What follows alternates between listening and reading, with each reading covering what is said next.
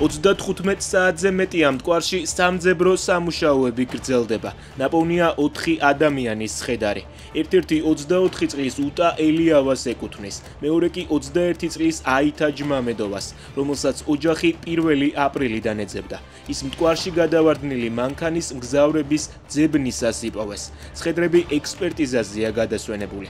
გავრცელებული ინფორმაციით, ამ დროისთვის მტკვარში მანქანაში მყოფ კიდევ ერთ ადამიანს ეძებენ, რომელიც სავარაუდოდ უცხოელი სტუმარია.